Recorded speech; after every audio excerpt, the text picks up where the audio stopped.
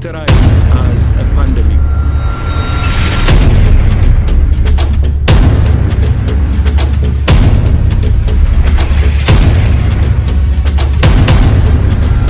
Dan untuk itu kerajaan memutuskan untuk melaksanakan Perintah Kawalan Pergerakan mulai 18 Mac 2020.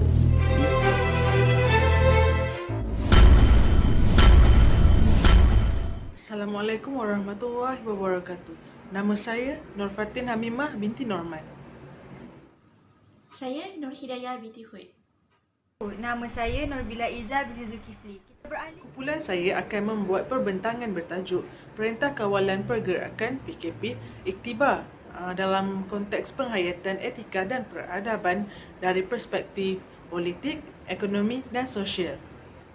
Pelbagai tragedi dan isu yang terjadi pada tahun 2020 yang menusingkan pelbagai pihak dari pelosok dunia.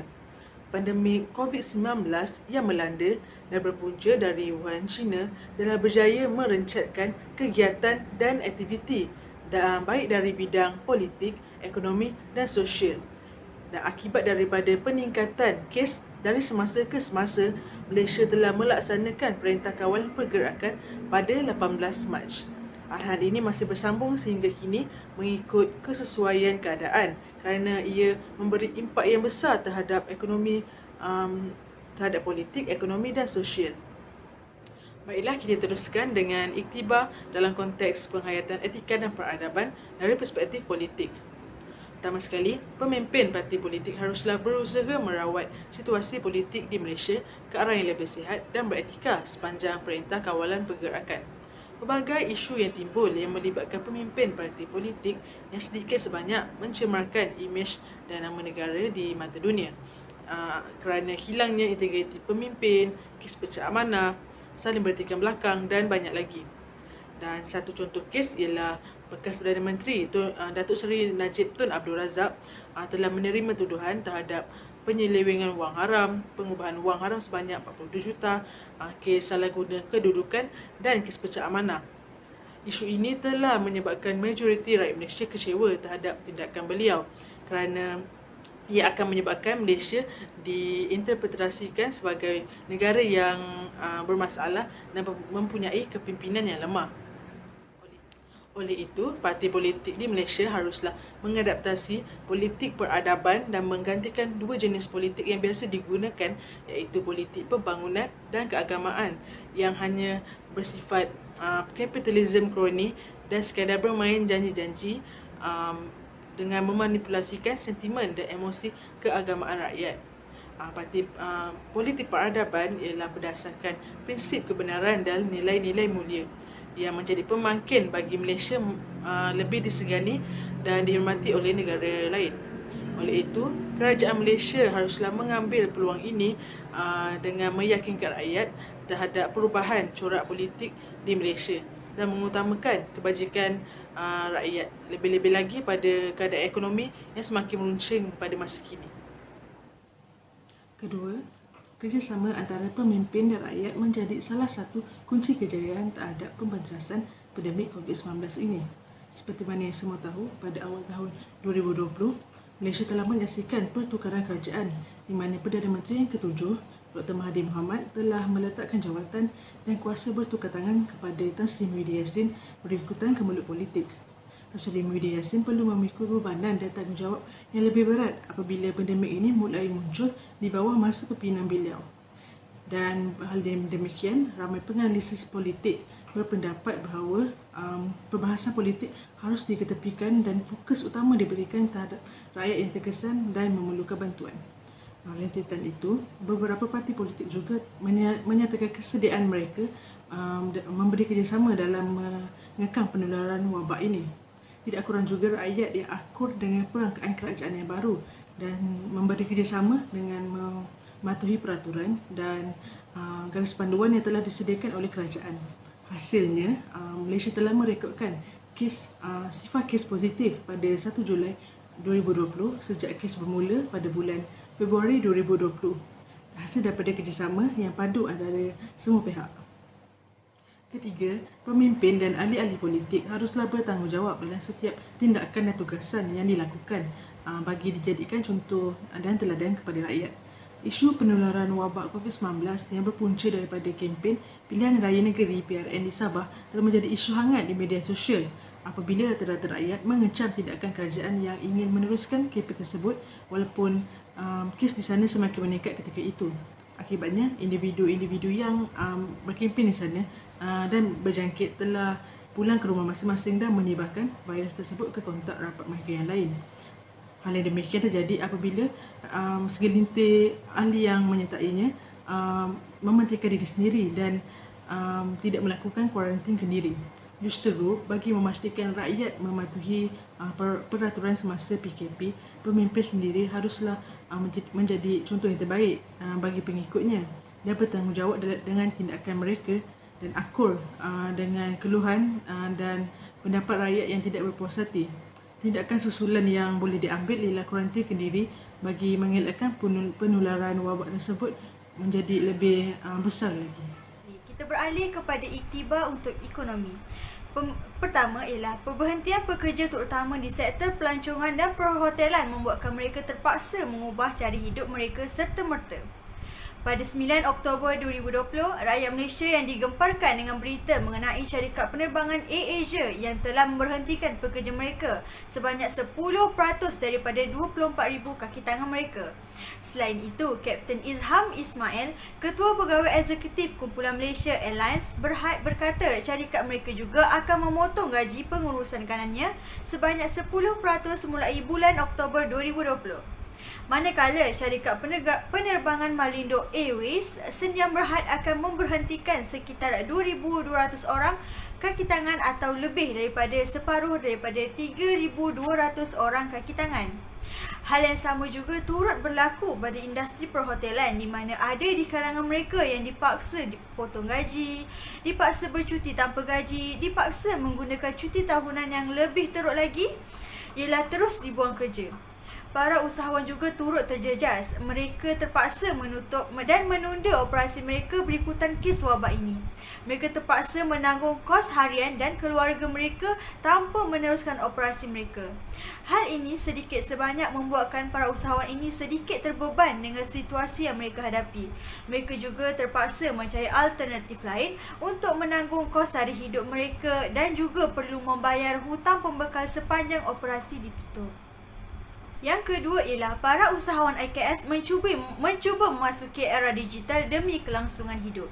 Sebagai peniaga kecil-kecilan atau IKS, mereka dapat membuka minda mereka dengan memasuki era digital sebagai platform untuk mereka memasarkan produk barangan atau makanan yang mereka pasarkan.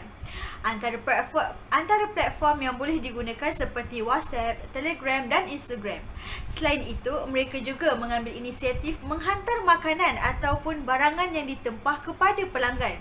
Secara tidak langsung, kegiatan ini akan meningkatkan komunikasi antara pelanggan dan penjual. Sudah semestinya akan mengeratkan lagi hubungan kita sesama rakyat Malaysia.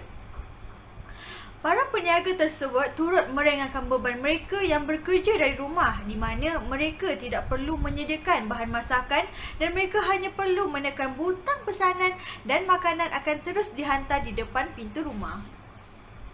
Dalam pada yang sama, kita boleh lihat ada kemajuan dari segi teknologi. Bagaimana mereka memanfaatkan teknologi mereka iaitu telefon pintar untuk menceburi alam digital ini. Menceburi alam digital ini juga merupakan satu bentuk kemajuan dalam peradaban kita di mana manusia cuba beralih arah dari perniagaannya secara bersemuka kepada perniagaan di atas talian. Iktibar yang ketiga ialah pihak kerajaan menghulurkan bantuan dari segi kewangan kepada mereka yang sumber pendapatannya terjejas. Kerajaan Malaysia telah memberikan pelbagai insentif kewangan tidak mengira pangkat, darjat, industri dan kaum. Insentif kewangan ini bertujuan untuk meringankan beban yang dihadapi oleh rakyat Malaysia kini. Menurut berita harian online, antara insentif yang diberikan kepada rakyat Malaysia ialah diskaun bil elektrik selama 6 bulan bermula 1 April 2020 di mana kerajaan akan menanggung semua kos diskaun elektrik sebanyak RM622 juta Malaysia. Penangguhan bayaran pinjaman balik PTPTN selama 3 bulan, penangguhan bayaran pinjaman mara, bayaran bantuan JKM, bayaran bantuan 600 kepada pekerja yang terpaksa mengambil cuti tanpa gaji, penangguhan pembayaran pinjaman kepada bank-bank dan banyak lagi. Kita dapat lihat di sini di mana kerajaan kita sendiri tidak memberikan pengecualian dan semua orang berhak mendapat intensif ini selagi mereka adalah rakyat Malaysia. Dengan ini, tidak ada rusuhan atau sikap iri hati terhadap kaum lain. Justru mereka turut bersatu padu berganding bahu untuk sama-sama perangi masalah yang sedang dihadapi oleh negara mereka yang tercinta ini. Wabak coronavirus COVID-19 yang menular masih menunjukkan kerisauan dengan angka jangkitan yang sangat tinggi. Pada 1 Disember 2020, terdapat 1,472 kes baru dengan 3 kematian direkodkan di negara kita. Melihat kepada situasi semasa ini adalah agak mustahil sekiranya PKP atau yang seumpama dengannya ditamatkan segera oleh kerajaan. Hakikatnya, banyak iktibar dalam penghayatan dan etika yang boleh diambil melalui perubahan dalam aspek sosial ini. Pertamanya, semua pihak seharusnya beradaptasi dengan perubahan dalam sistem operasi pendidikan kini. Semua pelajar di peringkat sekolah atau universiti mengalami keterbatasan pergerakan semenjak PKP diisytiharkan pada 18 Mac yang lalu. Ia menyebabkan para pelajar harus menyambung pembelajaran mereka secara atas talian atau dikenali sebagai Online Distance Learning (ODL). Cabaran pembelajaran melalui metod ini akan kelihatan dalam faktor kemudahan peranti teknologi dan akses internet. Kajian yang dilakukan oleh Kementerian Pendidikan Malaysia (KPM) pada April lalu mendapati sebanyak 36.9% murid di seluruh negara tidak mempunyai sebarang peranti elektronik dan kelajuan akses internet yang terbatas, terutamanya di kawasan luar bandar. Ini semakin disokong dengan adanya satu kes tular yang membabitkan Viviana Mosibin, seorang pelajar jurusan asasi sains di Universiti Malaysia Sabah yang terpaksa memanjat pokok di kampungnya yang terletak di Pitah Sabah bagi mendapatkan jaringan internet yang baik, yang kuat untuk menjawab peperiksaan akhir beliau. Kejadian ini kemudiannya mendapat perhatian banyak pihak di Malaysia, termasuklah pihak kerajaan, sehinggalah bantuan dari Telekom hadir untuk membantu mencari solusi terbaik untuk akses internet di kampung beliau. Pada keadaan ini, para ibu bapa seharusnya memainkan peranan yang lebih dalam memastikan anak-anak mereka hadir kelas yang telah dijadualkan oleh pihak sekolah, terutamanya bagi mereka yang masih kecil. Para mahasiswa pula mestilah bersikap lebih dedikasi, lebih amanah dan lebih jujur dalam menyelesaikan setiap tugasan atau peperiksaan yang telah diberikan tanpa melibatkan sebarang faktor plagiat atau penipuan, walaupun sebenarnya banyak ruang dan celah yang boleh diambil oleh mereka untuk melakukan tersebut. Faktor kesihatan masyarakat juga adalah sangat penting sehingga membawa kepada toleransi dalam amalan agama. Ini dapat dilihat dengan sangat jelas terutamanya dalam agama Islam. Menurut Timbalan Mufti Terengganu, Sahibul Fadilah Ahadi Osman, hukum lelaki Islam yang mukallaf meninggalkan solat Jumaat sebanyak 3 kali berturut-turut dalam tempoh PKP adalah harus dan tidak berdosa kerana bertujuan untuk mengelakkan penularan wabak. Mereka hanya perlu bergantikan solat Jumaat yang tidak dilakukan tersebut dengan solat Zuhur di rumah masing-masing. Fatwa yang dikeluarkan ini juga adalah selaras dengan hadis yang diriwayatkan oleh Abu Dawud yang berbunyi, seseorang tidak harus mendatangi masjid sekiranya mempunyai keuzuran seperti ketakutan, kebimbangan atau penyakit. COVID-19 yang sedang dialami kita kini adalah salah satu bentuk penyakit. Selain solat Jumaat, aktiviti pengurusan jenazah sepanjang PKP juga dihadkan kepada 8 orang sahaja yang kebiasaannya terdiri daripada wakil hospital dan orang masjid yang mahir melaksanakannya berdasarkan garis panduan khusus yang telah ditetapkan kerajaan sepanjang PKP, terutamanya ke atas jenazah yang telah disahkan meninggal dan positif COVID-19. Oleh itu, masyarakat seharusnya memahami dan menghayati bahawa agama sangat bertoleransi dengan keadaan dan mementingkan kesihatan masyarakat umumnya kerana disiplin dan tanggungjawab terhadap kesihatan diri dan masyarakat adalah atas kehendak kendiri. Di samping itu, iktibar yang boleh diambil adalah rakyat seharusnya menyesuaikan diri dengan norma baharu kehidupan pasca COVID-19. Antaranya, rakyat dididik untuk lebih berutamakan kebersihan dan kesihatan peribadi melalui pemakaian pelitup muka, terutamanya bagi mereka yang bergejala seperti batuk, sesama dan sebagainya. Kegagalan memakai pelitup muka itu juga memungkinkan mereka untuk dikenakan denda sehingga RM1,000 seperti yang ditetapkan. Satu lagi norma baharu yang diaplikasikan dalam menjaga kebersihan kediri adalah dengan kerap mencuci tangan dengan menggunakan sabun dan air atau hand sanitizer. Fenomena kesedaran ini dapat dilihat apabila pada awal penularan serius wabak ini, stok hand sanitizer hampir di semua farmasi di Malaysia adalah tidak mencukupi. Selanjutnya, norma baharu yang dijalani rakyat dapat dilihat jelas dalam sektor perniagaan apabila perniagaan secara atas talian atau melalui platform e-commerce semakin digalakkan dan mengalahkan franchise. Dalam sebuah kenyataan yang dikeluarkan oleh Menteri Perdagangan Dalam Negeri dan Hal Ehwal Pengguna, Datuk Alexander Nantalinggi, beliau mengatakan bahawa jualan dalam talian telah melonjak drastik sebanyak 28.9% pada April yang lalu, iaitu kira-kira 1 bulan setelah PKP dilaksanakan buat pertama kali. Mana restoran atau kedai yang dibenarkan beroperasi juga mempunyai hak waktu operasi maksimum dan garis panduan penjarakan sosial yang mesti dipatuhi secara ketat.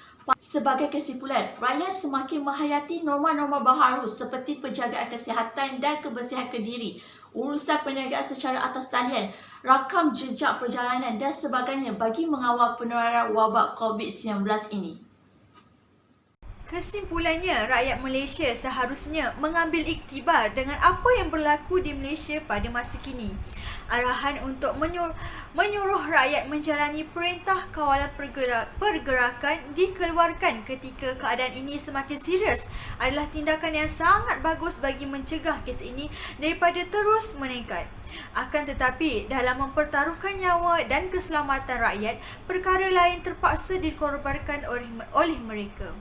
Kita juga boleh melihat daripada sudut positifnya, keadaan ini mampu mengubah peradaban di negara kita malah menjadi negara yang sentiasa memanfaatkan teknologi yang ada sebagai batu loncatan untuk mereka ke arah yang lebih baik. Dalam keadaan seperti ini juga, rakyat Malaysia mampu menangani masalah ini dengan bekerjasama antara satu sama lain mengikut peraturan yang telah ditetapkan sepanjang masa. Khidmat dan bantuan lain juga disalurkan kepada mereka yang terjejas sepanjang tempoh PKP ini. Hal ini jelas menunjukkan ikatan persaudaraan di antara rakyat Malaysia semakin erat dan harmoni. Sebenarnya banyak lagi iktibar yang kita boleh dapatkan sepanjang tempoh PKP ini dalam konteks etika dan peradaban. Tidak ada satu negara pun yang ingin mundur ketika dalam keadaan terdesak, malah membuatkan mereka lebih bersemangat untuk menempuhi dunia yang baru yang penuh dengan cabaran. Suatu hari nanti, pasti Malaysia akan menjadi salah sebuah negara yang maju, yang penuh dengan kepelbagaian peradaban dan etika yang tinggi pada negara, insya-Allah. Sekian sahaja daripada kami. Saya akhiri dengan Assalamualaikum warahmatullahi wabarakatuh. Sekian, terima kasih.